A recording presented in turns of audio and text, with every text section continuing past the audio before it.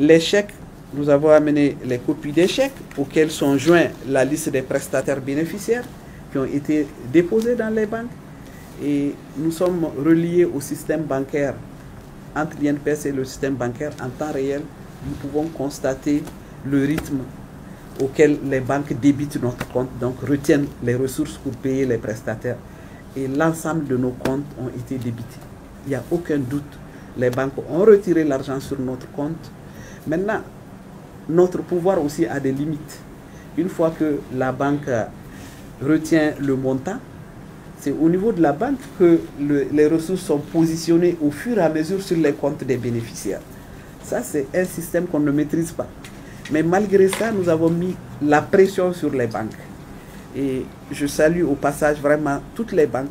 Certaines banques, en attendant même la compensation, recevoir effectivement les ressources, ont accepté de créditer les comptes des pharmaciens.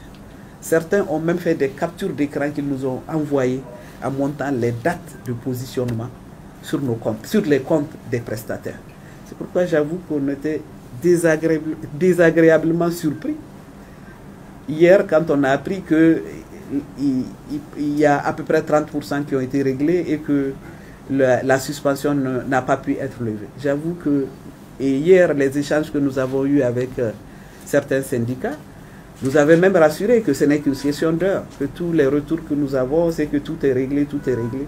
J'avoue que moi, franchement, hier, j'ai failli tomber en syncope quand j'ai vu sur les réseaux qu'il n'y a que 30% de réglé. Et donc, franchement, j'avoue que je ne comprends pas. Personnellement, je ne comprends pas ce qui s'est passé.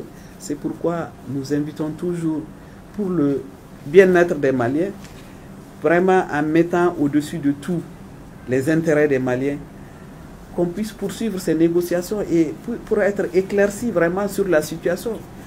Pourquoi il n'y a que 30%? Et quelle est vraiment la base sur laquelle se calculent les 30%? Je pense qu'il est important que nous le sachions et je crois qu'on va continuer à œuvrer, aller toujours vers nos partenaires pour vraiment mieux comprendre et peut-être doubler d'efforts, tripler pour soulager les Maliens parce que nous sommes vraiment très très peinés.